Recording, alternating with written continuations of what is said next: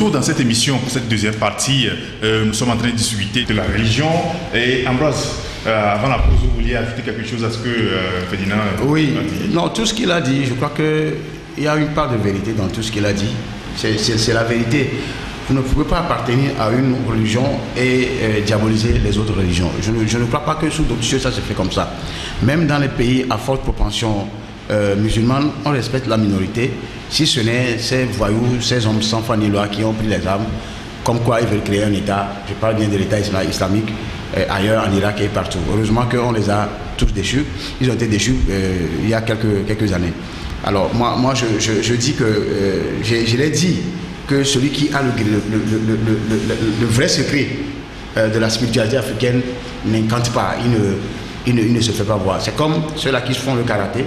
Vous allez voir que c'est ceux qui ont le ceinture rouge qui s'agitent à moindre provocation. Ils doivent aller. Ils commencent la bagarre. Ils commencent la bagarre. Proprement. Ouais. Même jusque ceinture rouge, même premier ceinture noire, vous allez voir des gens très excités. Celui qui a au 7e dan, 6e dan, d'ailleurs, s'il touche quelqu'un, on le convoque au commissariat. C'est comme ça la loi du karaté. Donc c'est ce que ce monsieur est en train de faire. Les vrais, ils sont là, ils ne parlent pas, ils sont dans leur coin. Et même quand tu les provoques, même, ils vont rire. Tu es petit. C'est tout. Parce que ça, moi j'étais en 6e, 5e, ça m'est arrivé à Nikonakwe. C'est là que j'ai fait mon enfance. On jouait au basket. Le gardien du site du CG Nikonakwe, c'est un Béninois. C'est un vieux, oui, disons Béninois. Et on jouait au basket, on n'était pas âgés. Un des nôtres, il a dit il va fermer l'école. Il a dit on ferme à 17h30. Il veut fermer. Et le sport étant, on était rentré dans le goût du jeu. On ne voulait, beaucoup ne voulaient pas partir. Et il a envoyé, il a dit des choses à un de nos collègues, qu'il a dit, toi tu nous fatigues, c'est quoi? On va vite partir tout à l'heure. Et après, c'est là j'ai su ce qu'on appelle, c'est vrai que dans mon village il y a ça. C'est là que j'ai su, quand il a prononcé des trucs, moi je ne comprenais rien. Et l'autre disait à Pau, c'est à Pau que l'autre a dit, j'ai dit, tout ce cinéma là, ça veut dire quoi? Il dit ça, c'est avec Bessassa. Ah bon? On a tous quitté l'école. Je parle bien de 87 et de 88, c'est vieux. Donc ça vous dit que en réalité, même des fois on va t'envoyer des sorts, tu ne sauras même pas.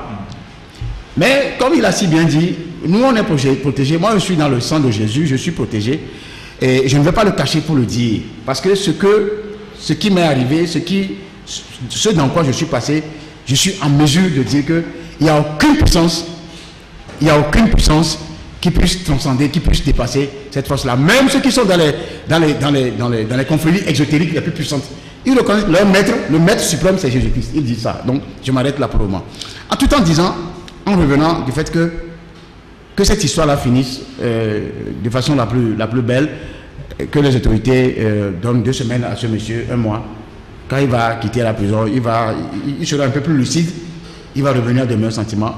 Ferdinand l'a dit, et de savoir les lois. Mais là où je voudrais apporter mon bémol par rapport à cette histoire de loi, quand on parle de loi, c'est vrai, heureusement que cette histoire-là date même avant l'arrivée même de ce régime depuis Yadema. Parce que dans la constitution de 92 que le peuple s'est donné, il y a ça. Et ça, c'est pas parce que le régime a tendance à vous envoyer des lois qui l'arrangent, et de façon aussi identitaire et tendancieuse, mais cette fois-ci, tout le monde veut la paix. Et quand on veut la paix, on ne lésinne pas sur certaines dispositions de la Constitution et des dispositions légales. Donc, si nous restons dans le sillage de ce qui a été légiféré et de la Constitution, je ne crois pas que quelqu'un soit en mesure de violer ça. Et moi, je ne vais pas accepter qu'on viole ça. C'est vrai, ceux qui font aujourd'hui la loi, c'est une instance discutable, parce que c'est des gens qui ont été piochés et nommés. Ce ne sont pas des gens légaux. C'est en cela, je dis, il y a certaines lois qui, moi, me posent problème. Mais les dispositions là qui parlent du respect des religions, ce sont les dispositions datant déjà du temps de l'indépendance, avant l'arrivée de ce régime. Donc il faut que tout le monde aille au respect de ces dispositions-là et de dire à tous ceux-là qui prennent la liberté comme le libertinage, de cesser d'aller sur des terrains aussi sensibles. Parce que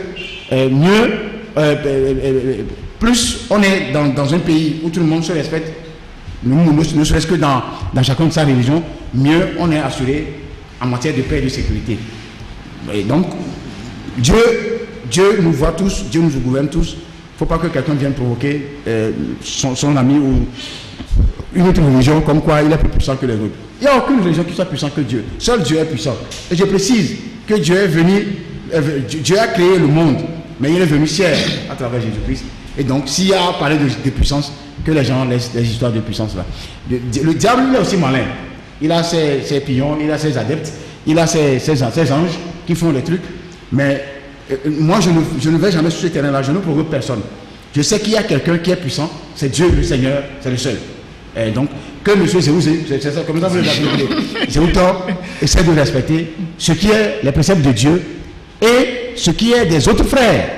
Parce qu'on est tous des frères, quelles que soient les religions. Parce que personne ne sait comment là-bas se trouve la place qui nous a réservée là-bas. C'est une question de foi aussi. Donc, quand il fait tout ça là, les gens ont tué. Dieu, la Bible est claire. Les gens ont tué, ont tué. Mais il suffit qu'ils tombent malades et qu'ils reconnaissent un certain monsieur comme Jésus, qui est le sauveur. Dieu pardonne. Vous voyez ça? C'est là où il y a le mystère. Donc je me dis que lui là, les gens vont crier sur lui, qu'il fait tant. Le jour où il va changer de casquette et que vous allez continuer par l'insulter, c'est là où vous tomberez. Lui sera déjà dépêché. C'est là où le piège se trouve pour beaucoup de gens. Donc moi j'envoie un message à ceux qui sont les adeptes, qui ne sont pas eux en prison, mais à M. Zéhouzé et Zéhoutor et ses adeptes. Parce que finalement, Zéhoutor, là, je me perds les boulons, mais j'y arrive quand même en disant tout simplement que ce n'est pas une question de Zéhoutor et de Zéhouzé, c'est une question de foi personnelle. C'est sa foi. Il a ses adeptes, ils n'ont qu'à respecter la loi du pays, ils n'ont qu'à respecter ce que Dieu dit. Parce que le premier livre de Moïse, les premiers textes de Moïse sont clairs. Et Moïse, depuis Abraham et Moïse, Dieu a donné des lois. S'il comprend ces lois-là, il sera dans son coin. Les gens sont dans un quadri ou trio religieux en Israël, mais ils vivent en paix. Même s'il y a des grabuges, ils vivent en paix. Nous, on n'a pas ce problème ici. Le pire, c'est qu'il a à Senkasé où il a quelque part, comment on appelle ça, à Sokodé ou à Partaou, brûlé un colon là-bas. C'est là où le pire va arriver. Donc les auditeurs ont mieux fait de le protéger. Ils l'ont protégé, je crois, de le protéger, de le mettre à un lieu sûr, en attendant qu'il va clair dans ses esprits et de le ramener à la moi, je vais, pour clôturer ce sujet, je vais dire la lutte pour le retour aux pratiques traditionnelles ou ancestrales, c'est un combat noble. C'est un combat noble, mais les gens doivent comprendre que nous ne pouvons plus vivre en autarcie. Il y a des siècles que le monde est devenu, il y a des années, des dizaines d'années que le monde est devenu un village planétaire, et les gens eux-mêmes le savent. Les gens le savent. Aujourd'hui, par exemple, nous nous exprimons dans une langue qui n'est pas la nôtre. Qu'on s'exprime en anglais ou en français ou en chinois, ce n'est pas notre langue. Il y a combien de Togolais qui font, par exemple, la promotion de leur langue locale? Quand vous commencez même pas à parler sur les réseaux sociaux, les gens disent « deux Français que là, parle français ». Tu vois, c'est ça qu'on comprend, tu comprends. Et donc, moi je suis pour qu'on mène ce combat, à condition que le retour aux pratiques anciennes, si ça peut régler le problème de l'érosion côtière, je suis pour que les villages ne soient pas emportés et que les cimetières ne soient pas emportés. Si le retour aux pratiques traditionnelles va régler le problème d'accès à l'eau, je suis pour. Si le retour aux pratiques ancestrales va régler le problème de l'indépendance, d'un certain nombre d'acquis que nous avons, je suis pour. Mais si on doit revenir aux pratiques anciennes, et comme par exemple on doit interdire aux jeunes filles d'aller à l'école, on doit dire, bon écoutez, les femmes n'ont pas droit à l'héritage, ou bien les femmes là, on va leur appliquer le lévirat.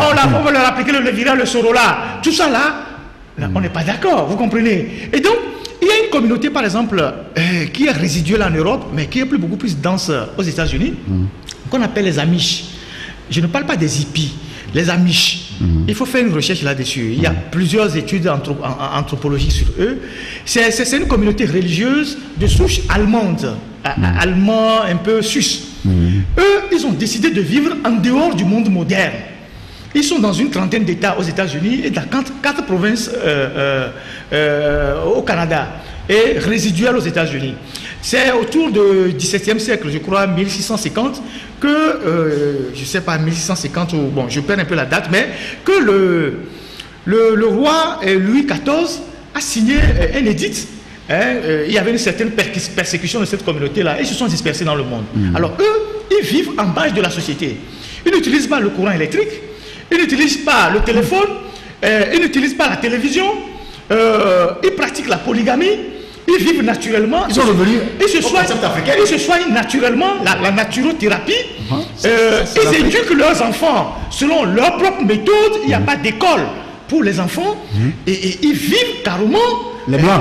Oui, c'est des blancs. Ils vivent carrément. C'est l'Afrique. Oui, ils vivent carrément hors de la société. Voilà, hors du monde moderne. On les appelle les Amish. Il faut faire la recherche pour savoir ça. Alors, et si nous voulons revenir à ce mode de vie qui nous préserve peut-être de beaucoup de choses, tant mieux. Mais il faut qu'on comprenne que nous ne pouvons pas refaire le monde tel que certains le rêvent. C'est certainement un rêve pour certains qu'on va refaire le monde. Même ceux qui portent le combat de refaire le monde, eux-mêmes ils vivent dans le monde occidental, ils sont pleins là-bas, ils sont tranquilles, et ils disent aux autres, bon écoutez, on va faire ci, on va faire ça. C'est des histoires, vous comprenez. Et donc, moi je pense que il y a une réflexion qu'il faut mener. Le panafricanisme, pour ceux qui s'en réclament, c'est pas forcément aussi la religion. C'est un certain nombre, c'est beaucoup de pratiques. Vous voyez la dame là, comment elle s'appelle, celle qui est maintenant à l'OMC, Madame Okonjo Iweala, je sais pas quoi là, la Nigériane, surdiplômée, que tous les blancs respectent là.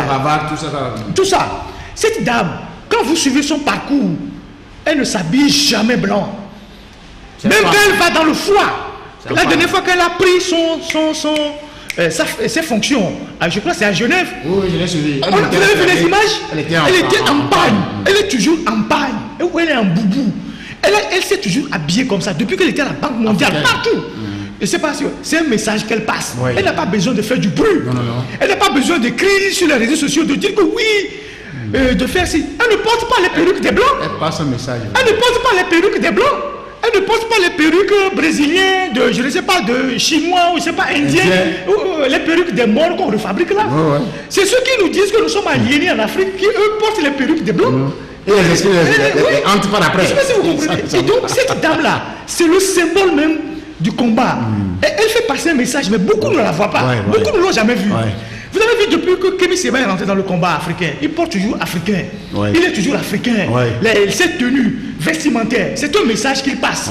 Et donc, c'est ce genre de choses que nous devons voir et prendre ce qui est bon dans le combat. Et Ambroise l'a dit, il faut prendre ce qui est bon dans chaque culture, dans chaque religion, pour pouvoir avancer.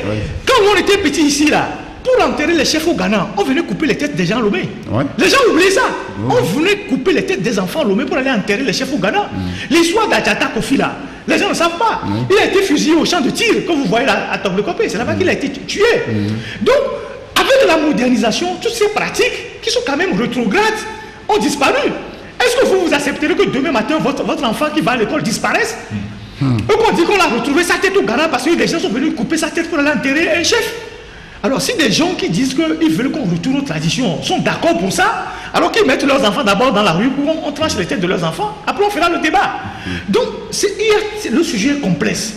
Et il faut éviter de faire dans les injures, dans les provocations, dans les insultes. Dès que quelqu'un n'est pas du même avis que vous dégamez, vous l'insultez, vous voulez envoyer des audios katakiti, machin, des conneries comme ça, qui ne feraient personne. Vous voyez? Donc, Ambroise l'a si bien dit, dans toutes les religions, dans tous les groupes occultes là, les gens qui sont initiés là, ils ne parlent pas, ils ne font pas du bruit, ils ne menacent personne. Mais c'est quand tu les provoques là, qu'ils te démontrent juste une petite chose qui te montre que quand vous allez dans nos villages les plus reculés là, il a dit Mishintove, vous allez vers les Gapé, vous allez vers les Boto, tout ça là. Et à Béto, on a Sakbedo, on a bout. On a Sakbedo. Et moi, qu'on soit pas drôme, on a bout. Vous savez, tu vas peut-être on va tous se retrouver. On ne s'amuse pas. On les voit, au moins on a boulot. On va la caméra dans ta même coup, au moins on a boulot des pépéos. Tu comprends? Et donc, à Corvier là-bas. Oui, il faut que les gens. Mais le christianisme aussi a gagné du terrain. Oui, il faut que les gens qui veulent gagner quelques euros, dollars de quelques gens de la diaspora arrêtent de faire du buzz pour nous perdre le temps parce qu'on a passé une heure de temps à parler de ce sujet-là et tout ça. Alors qu'on a d'autres sujets plus importants à discuter. Nous allons aborder notre sujet de la religion à la terre, c'est-à-dire l'accaparement des terres, il n'y a qu'un pas. Ambroise, vous avez aujourd'hui, Ferdinand l'a dit au début de l'émission, il y a les églises qui accaparent les terres dans nos milieux. Ce sont les expatriés, hein, les étrangers qui viennent acheter des terres dans les coins reculés, dans nos villages, dans nos fermes, 1000 hectares, 2000 hectares, 100 hectares, 200 hectares. Ambroise, qu'est-ce que vous avez à dire à propos de ça? Non, je crois que c'est un phénomène qui est en train de déposséder les Togolais, les Africains de leurs terres arables. Parce que vous allez voir le phénomène du Zémidjan qui prend de l'ampleur, alors qu'il va falloir disposer de la terre pour pouvoir engranger tous ces jeunes-là et pour les sortir de la misère et de la précarité. C'est vrai que la terre ne leur appartient pas, mais si le gouvernement fait un bon programme, en récupérant cette terre-là qui sont en train d'être bradées, sans qu'aucun de ces ministres ne lève son petit doigt, je crois que nous allons droit dans le mur, nous dirigeons vers le péril. Et il parlait en l'instant des églises. Pour le cas des églises, d'abord les églises traditionnelles, les églises surtout dont on parle importées, catholiques et protestants, l'État, c'est vrai que la terre n'appartient pas à l'État dans notre pays, mais l'État obtient toujours 50% des propriétés qui appartiennent à des collectivités. Et ces 50%-là servent à la construction des infrastructures socio-collectives, les dispensaires, les écoles et autres centres de formation pour pouvoir construire et développer le pays. Et donc, à ce titre-là, c'est à ce titre que l'État attribue aussi des terres à certaines églises, notamment protestantes et catholiques, qui étaient nées même avant l'État togolais. Donc, vous voulez avoir des terres, par exemple, on vous donne, vous avez des écoles à construire, c'est ce qui est dit dans le contrat. Vous voulez construire des hôpitaux ou des dispensaires, on vous accorde. Et ce sont des choses comme ça qui sont créées, qui sont listées avant que l'État ne vous octroie des réserves administratives. Et c'est ce qui se fait jusqu'au jour d'aujourd'hui. Sauf que ces dernières années, ces 10 ou 15 dernières années, certains ministres se sont jetés dans la dilapidation de ces... Je parle bien des autorités, y compris certains ministres, de ces terres-là. Beaucoup en ont fait l'effort pour pouvoir récupérer certains, avec des gravures, certes. Mais je me dis que quand on parle d'accaparement des terres, les yeux sont très souvent tournés vers les multinationales, à Badja, à Bagbé. C'est-à-dire qu'il y a des zones qui sont surtout très proches de Lomé et des zones arables, avec Palimé, Montier, tout ça là. Les gens se sont accaparés des terres, les Chinois aussi sont dedans, les Libanais, je crois. Il y a aussi d'autres personnes. Ils le font aussi par personne interposée, par entité morale interposée. On prend le cas de même nos sociétés à l'interne, ça je n'ai rien contre. Quand la CNSS ou le TR ou ces genres de sociétés, Togocel, prennent des terres, c'est pour pouvoir servir de relais à la structure nationale qui est ici à Lomé, pour pouvoir servir les autres. Ça je comprends. Mais ce qui est du bradage et qui est contesté par les Togolais, je crois, c'est les multinationales qui viennent s'accaparer des terres, qui laissent des milliers d'hectares vierges, alors que les collectivités qui ont cédé ces terrains-là, les enfants ont besoin de cultiver. C'est là où ça fait mal. Et je crois qu'il y a une ONG dans le chien ici, les Amis de la Terre, tout ça là, et ceux qui se trouvent au niveau de la GTA là, qui luttent contre ces genres de choses. Je crois que nous devons aussi porter ce combat-là pour pouvoir préserver nos terres. Et le code foncier, le nouveau code foncier qui a été voté et qui est dans une période transitoire, va bientôt agir. Parce qu'il y en a des autorités, des généraux, qui ont plus de 1000 hectares dans certaines zones là-bas, à Badja là-bas. Ils ont tout un fleuve à partir à des généraux. Vous pouvez comprendre ça. Le fleuve qui doit servir les gens en amont et en aval devient des gens. Et les gens se permettent d'élever même. Ça, c'est des réalités qui sont là. Il y en a qui ont 1000 hectares ici, alors, dans l'encablure de la région maritime, 1000 hectares dans la région centrale, 1000 hectares. Tout ça là, avec le nouveau code foncier, va arrêter. Vous avez peut-être 10 hectares, peut-être c'est dans un lieu au Togo, pas ailleurs. C'est-à-dire le code, c'est un code révolutionnaire si jamais on mettait ça en œuvre. Mais il y a des dispositions qui sont aussi discutables dans ce code-là. Et donc, je me dis que c'est une question sincèrement foncière qui est relevée dans le code. Et ça, je crois que les autorités doivent divulguer cela en attendant la période transitoire de 2 ans et demi qui reste là, pour pouvoir voir clair dans cette histoire-là. En dehors des questions foncières liées aux particuliers qui fait l'objet de 80 ou 90% des litiges fonciers au tribunal en justice, la question de l'accaparement des terres, on doit avoir clair dans ça. Parce que les gens achètent des terres par personne interposée. On met le nom d'un Togolais là-dessus, alors que c'est des multinationales qui sont derrière. Ça aussi, il faut voir ça. Vous allez voir aussi avec le nouveau code. Le nouveau code, je dis c'est un code révolutionnaire parce qu'il y a des dispositions. Dans 3 ans, vous allez voir ce qui va se passer. Les magistrats en cité ont des terres partout. Maintenant, les gens, actuellement, les inspecteurs de douane, ils sont en train de dilapider, pas dilapider, remettre ces terres-là au nom de leurs copines, au nom de leurs enfants, au nom de trucs là. Et ça va les attraper demain. Donc, la présentation des biens, comment on dit ça? On dit aux gens de révéler les biens qu'ils ont. La déclaration des biens au niveau des autorités d'abord, et au niveau de toutes ces personnes-là que je viens de citer, ça va faire mal.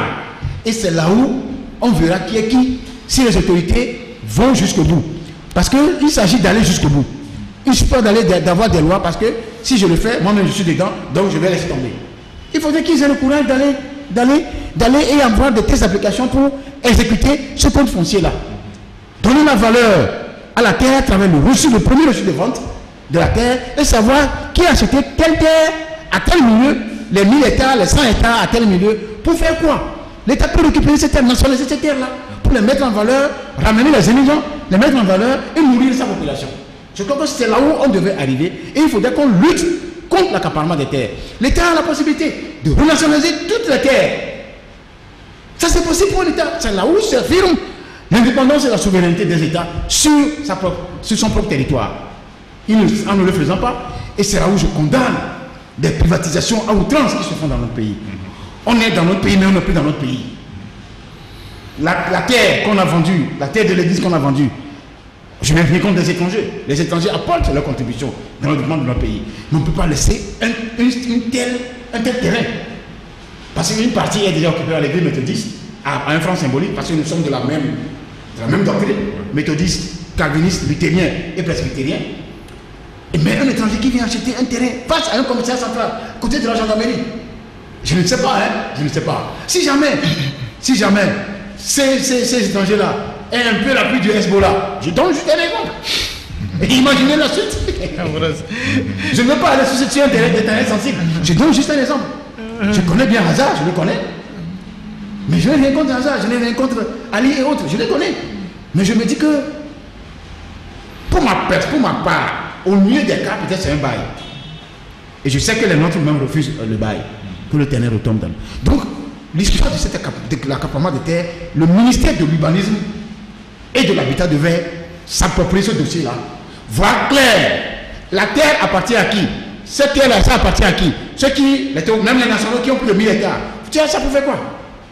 Et donc certains sont en disgrâce aujourd'hui. Tu as ça pour faire quoi? C'est là où il faut qu'on en arrive. Merci. Pour que nos enfants, ceux qui sont viennent dans le futur, viendront dans le futur, puissent en bénéficier. Ouais. Bon, d'après le développement, ce développement que qu'a fait tout à l'heure Ambroise, on comprend que le Togolais est devenu étranger chez lui. Oui, le phénomène ici aussi est inquiétant et je ne sais pas comment dire ça, c'est complexe, il est inquiétant et assez complexe. D'abord, il faut voir le profil de ceux qui s'accaparent des terres. On a parlé des églises tout à l'heure, on parle des multinationales, mais on parle aussi des nouveaux riches. Les nouveaux riches, la minorité, et les gens qui ont de l'argent chez eux en fait, qui ne savent pas quoi en faire, et pour le blanchir, ils vont acheter 1000 hectares, 2000 hectares.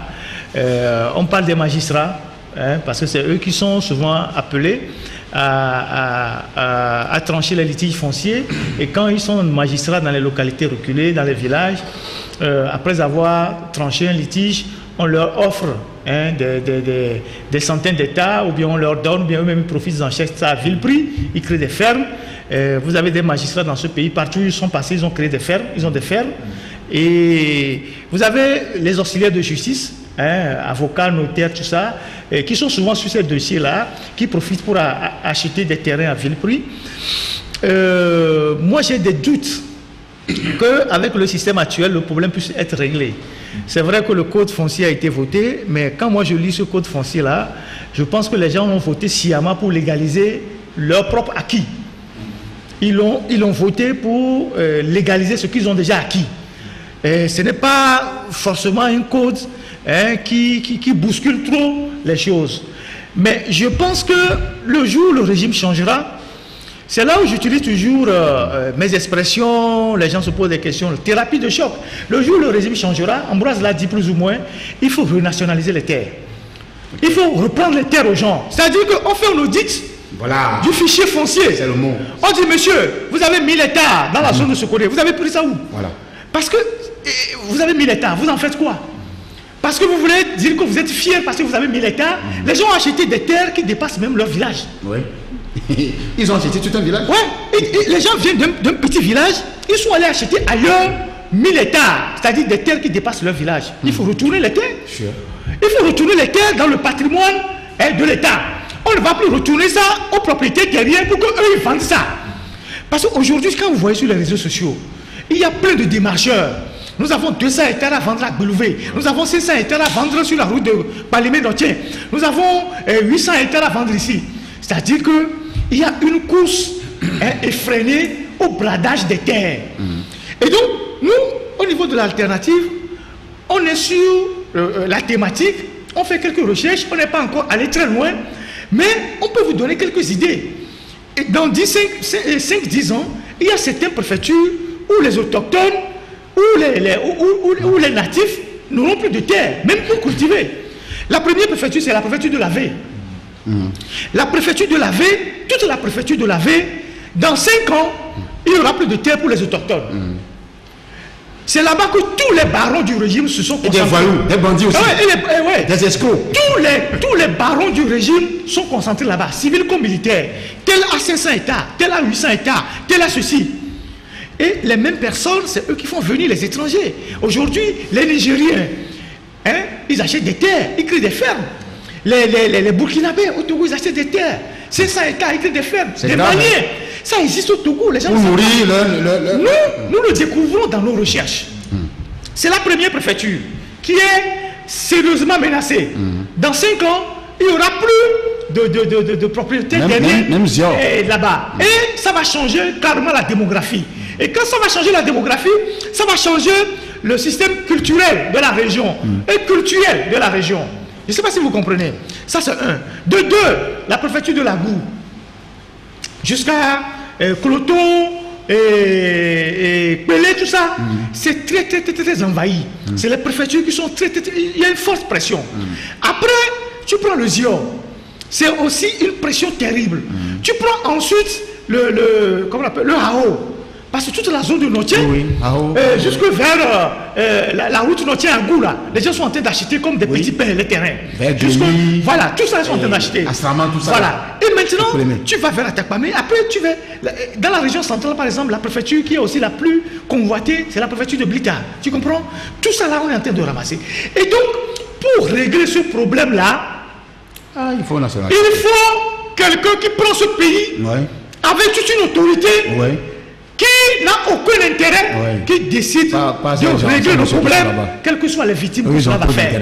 Comme par exemple Kagame l'a fait, comme Rollis l'a fait. Nous avons besoin de quelqu'un de ce profil comme ça. Parce que les ministres que vous voyez, ce sont eux qui achètent les terres. Vous avez vu le ministre de Cessenou, de l'urbanisme. Lui, il est pire. Le ministre là, il était le ministre de l'urbanisme. C'est celui qui a créé le plus grand désordre dans le foncier aujourd'hui au Togo. Il est celui qui a créé le plus grand désordre dans le foncier. Je confirme ça. Et son successeur, qui a fait suspendre l'alternative, est celui-ci est son complice dans le désordre foncier. Comment est-ce qu'on peut nommer des ministres, on peut nommer des gens au ministère de la réforme foncière qui eux-mêmes ont déjà participé à créer le désordre dans le foncier? C'est inadmissible. Vous comprenez les contradictions. Et donc, nous sommes dans une gouvernance sans aucune vision. C'est un pilotage à vue. Dès qu'on nomme quelqu'un à un poste de responsabilité, il essaie de voir comment il va faire passer par la loi ce qu'il a acquis. C'est une erreur, je ne coupe pas, non, c'est une erreur qu'un notaire... Sincèrement, ministre de l'urbanisme. Oui, vous savez quoi, c'est grave? C'est grave. Parce que la personne flotte déjà avec le foncier. C'est un conflit d'intérêt. Il y a un conflit d'intérêt. Le président qui a proposé... Bon, je n'ai rien contre le monsieur. Moi, je ne le connais pas. C'est un conflit d'intérêt. Mais je me dis qu'on ne peut pas, même si c'est mon papa qui est là-bas, je dirais qu'ils n'ont rien conflit. Mais Ambroise, c'est pas possible. Nous avons écrit, non, j'apporte de l'eau à ton moulin. Après la suspension par la HAC de l'alternative, nous avons écrit à ce ministre, par l'ordre d'un huissier, dans un litige foncier de plus de 800 hectares. Juste à côté de Lomé, ici, il y a Alenka, dans lequel il est fortement impliqué avec son ancien collègue Cécilou. Ce dossier va sortir lorsqu'on va reprendre les parutions. Et donc, vous voyez que le problème est... C'est celui qui a bradé le lycée technique de Lomé. Oui, le problème est d'une ampleur et d'une gravité incroyable. Il faut qu'à un moment donné, quand même, des Togolais se disent, mais je fais quoi avec 1000 hectares? Il faut qu'on arrête d'être orgueilleux. Si je veux créer une ferme agricole, je peux, à la limite, avoir 50 hectares, 100 hectares, si j'ai un grand projet. Mais je fais quoi avec 1000 hectares? Qu'on dise que moi j'ai 1000 hectares. Mais non. Donc, c'est comme les gens qui sont là, et ils arrachent les terres aux gens Lomé, même jusqu'aux pauvres, mais ils ont déjà peut-être 100 lois Lomé, ça ne leur suffit pas, tous les jours, ils arrachent les terres aux gens. Tu vas où avec ça? À la fin de ta vie, on va aller demander l'autorisation à la terre, on prend 9 mètres, je ne sais pas, sur 10 mètres quoi, pour t'enterrer. Donc, il y a une certaine humilité à avoir, et il y a une certaine normalité à avoir avec les biens matériels, de manière à ce qu'on ait juste ce qui nous suffit pour vivre. Le reste, la providence veillera. Donc, vous prenez 1000 hectares, vous faites quoi avec ça? Donc, voilà les gens qui créent tous les jours les conflits dans les villages. Donc, et nous avons aussi un grand problème, c'est la sensibilisation de nos chefs traditionnels, les tchamis, les quoi. Parce que dans le village aujourd'hui, il y a un système de nouveaux démarcheurs, des jeunes qui sont là, qui recherchent les terres qui ne sont pas encore vendues, qui viennent voir les notaires à Lomé, les avocats pour dire bon, les magistrats en premier pour dire bon, Belouvé là-bas, il y a 500 hectares quelque part, et les collectivités, les gens n'ont pas les moyens, on sont prêts à les vendre. Il y a, est-ce que vous pouvez voir des gens qui peuvent financer les lotissements? C'est-à-dire que si le terrain, le lot est vendu, ou bien l'hectare est vendu à 500 000 francs, ils vont dire bon, vous donnez 100 000 pour qu'on fasse le lotissement. Au bout du compte, tu donnes 10 millions, tu te retrouves avec peut-être 20 hectares parce que tu as pris l'hectare à 100 000 gratuitement. Donc ce phénomène existe. Donc il y a tout un travail à faire. Et sensibiliser les chefs traditionnels, sensibiliser les chefs de village pour que la vente des terres, qui est leur source de subsistance en fait, soit réglementée pour qu'on ne brade pas les terres à tout le monde. Ils ne sont même pas conscients. Il y a tout un travail à faire. Nous les journalistes, nous essayons de faire de la dénonciation. Il y a les députés qui doivent faire le travail. Il y a les chefs traditionnels qui doivent faire le travail. Il y a les Togolais de la diaspora qui doivent faire le travail. Parce que moi, Ferdinand, si je suis chef de village, et que des gens viennent acheter des terres dans mon village, je préfère vendre ça à des Togolais qui sont dans la diaspora. Je peux demander à ce qu'on me les identifie. Qui sont les fils de ce village qui sont à l'extérieur? Qui sont parmi eux ceux qui ont les moyens pour qu'on puisse leur vendre les terres? Parce que après tout, ce sont nos enfants. Ces terres reviendront dans le patrimoine du village. Plutôt que de le vendre à un Libanais, à un Nigérien, à un Peul, à un Gabonais, ou je ne sais pas quoi. J'étais allé, il n'y a pas très longtemps, faire un reportage à Belouvé, dans la zone de Belouvé. L'ami que je suis allé voir, on a rencontré des gens dans le village. Les gens nous ont dit ceci, qu'il y a un baron que je ne vais pas nommer, qui a acheté plus de 600 hectares, après, à la sortie de Sévier, presque 700 hectares dans la zone là-bas, et en allant vers Belouvé. Et il ne fait rien sur les terres. Mais quand les paysans qui lui ont vendu les terres cultivent sur les terres, il appelle la gendarmerie, on vient les arrêter. Vous imaginez le niveau de méchanceté? Alors que... C'est-à-dire qu'il a les terres, il les a achetées, il a planté des terres sur certains, il fait manger les bœufs sur d'autres, parce qu'il a les bœufs, lui il a les bœufs, mais le reste des terres sur lesquelles on ne fait rien, quand les paysans qui lui ont vendu les terres, c'est-à-dire les autochtones, ils cultivent, ils rentrent sur son terrain, il appelle le CBI de la localité, on les arrête, on les enferme. Donc c'est de bonne volonté maintenant qui louent maintenant les terres dans la localité aux paysans qui sont des autochtones et ils cultivent. Et quand les paysans cultivent, ils apportent les produits à ces bonnes volontés qui leur ont donné les terres, et eux leur disent non, gardez ça, on ne prend pas. Ou bien donnez une partie, on va nourrir les arbres. Le monsieur, il est méchant. Je ne sais pas si vous comprenez ce que je dis. Ça se passe à 60 km de Lomé ici. C'est des choses qu'on a vues. Oui, nous sommes allés. Tu as suivi les témoignages, tu étais là. Donc ces choses existent dans notre pays. Et donc, c'est parce qu'on n'a pas de dirigeant. On n'a pas un dirigeant. Et ce sont des choses qui ne sont pas souvent médiatisées. Nous, les journalistes, on ne fait pas vraiment un travail de fond pour sortir toutes les injustices qu'il y a dans ce pays. Trop d'injustices dans ce pays. Ce qui fait que quand les gens viennent nous blaguer avec les histoires de ces huitons là, je dis mais c'est de la comédie. Il y a des problèmes dans ce pays qu'il faut régler. Que d'aller s'occuper tout notre temps à parler des lébavis, tout ça là. Je ne sais pas si vous comprenez. On est en train de dépouiller les gens. Quand vous dépouillez de votre terre, il vous reste quoi? Quand vous dépouillez de la terre là, on vous dépouille aussi de votre couvent. Je ne sais pas si vous comprenez. On vous dépouille de votre sanctuaire où vous priez. On vous dépouille de votre lébavi. Ou bien. Donc, le combat pour la préservation des terres est un combat fondamental. Et nous, au niveau de la presse, on essaie de faire de notre mieux. On ne peut pas tout faire dans le pays. Et on le fait avec nos risques aussi. Parce que le problème foncier, c'est la mafia. C'est ce que je veux dire. Voilà. Tu sais, quand j'entends des choses comme ça, je suis vraiment écœuré. Je suis très révolté, très nerveux, parce que c'est la méchanceté de la pire espèce qui puisse exister. C'est des gens qui n'ont, chez nous, des gens qui n'ont c'est-à-dire des gens, c'est ce qu'ils peuvent faire. Moi, je ne connais pas le lieu, je ne connais pas la personne, mais je me dis que c'est parce qu'on n'a pas de dirigeant à poigne forte comme Ronlis. C'est un vieux baron. Parce que Ronlis, certes, il y a des choses qu'il a fait qui n'est pas bien, mais c'est un monsieur qui reste immense de par ce qu'il a apporté par après, parce qu'à un moment donné, pour lutter contre la corruption, il est obligé de passer par là.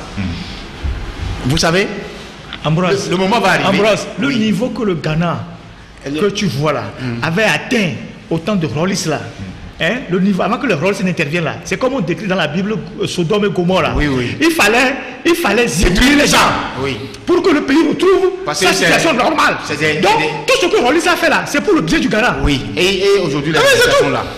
Tu vois que ce monsieur-là, à un moment donné, il a beau faire un titre foncier sur ce terrain-là.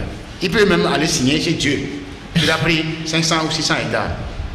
Demain, il suffit que quelqu'un... Ça veut dire que ceux qui ont pris avec force, parce qu'ils ont l'argent, ils ont dépossédé les gens, ils ne font rien sur terre là. On va prendre ça demain là. Ça veut dire que quand je le dis, c'est terrible. Moi je ne le dis même pas. Je sais que ça va arriver. Parce que les gens, si c'est un gouvernement qui vient, qui fait ça, je vais applaudir. Parce que les gens ont besoin de cultiver pour manger. C'est tout. C'est tout ce que les gens veulent. Ceux qui... Il y en a qui beaucoup sont dans l'ignorance en vendant leur propre terre. Tout simplement parce que la brave force qui devait cultiver est convertie dans les immédiats à Lomé ici. Et le pire qui puisse exister encore à Lomé, c'est le Oulé et le Gozem qui ont encore détruit les reins de beaucoup de jeunes. Et mieux encore, ils ne connaissent même pas le commissaire central. C'est juste une allégorie pour vous faire comprendre qu'en réalité, ils débarquent du village, ils descendent les terres. Les gens font de l'agro-pastoral. Et ils sont à l'aise dans leur village.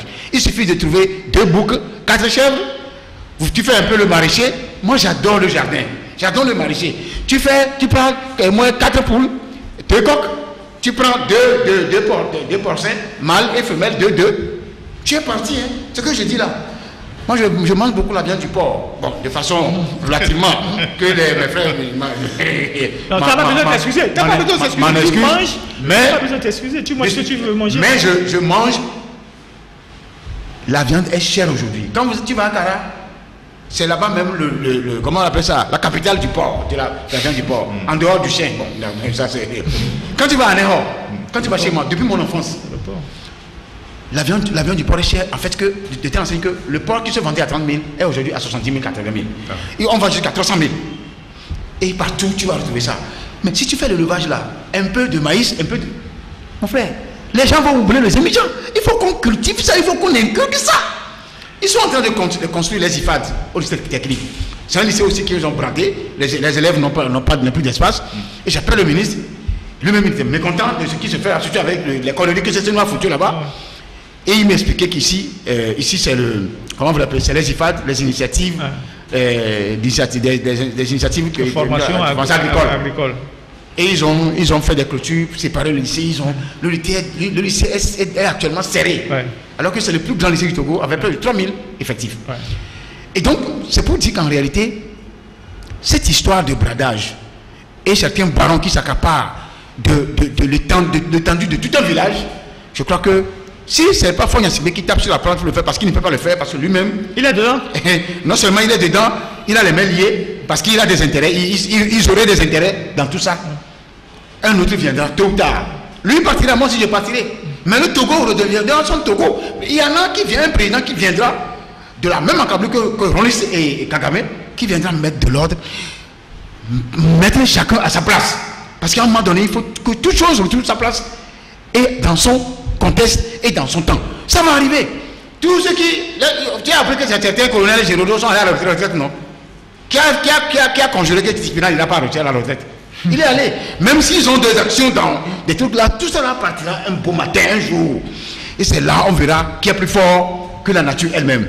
Donc c'est pour dire, pour conclure en disant qu'ici nous sommes sur une terre et chacun passera. Chacun parlera de son histoire. Chaque personne a une histoire. Et il y aura il raconte qui l'histoire sera mal collée.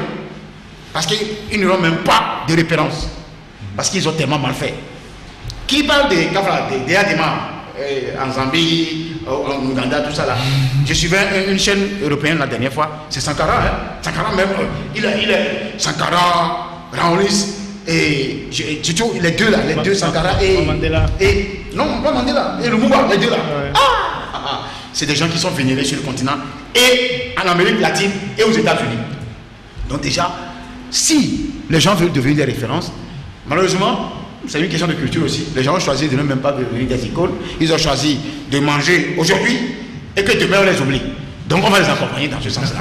Mais demain, toutes les terres togolaises seront nationalisées. Les gens vont manger à leur faim. J'ai espoir et j'ai foi dans cela. Voilà. Ceux qui sont là aujourd'hui, ils ne peuvent pas parce qu'ils se sont empêtrés eux-mêmes. Aujourd'hui, on a un Ambroise beaucoup plus évangéliste sur le plateau. Oui, en fait, des fois, ça s'entremêle, des fois. Oui. Mais nous, restons quand même lucides en tant que scientifiques. Bien sûr. Parce que le journaliste, c'est après tout un scientifique aussi. Voilà. Et on reste droit dans les bottes, on trace les faits, on analyse et on donne notre point de vue. C'est ça. Je crois que c'est ça. Mais on ne peut pas perdre de vue notre foi à une puissance. Et moi j'ai révélé le mien et je l'assume. Exactement. Nous allons observer une petite pause et nous revenons après pour la troisième et dernière partie.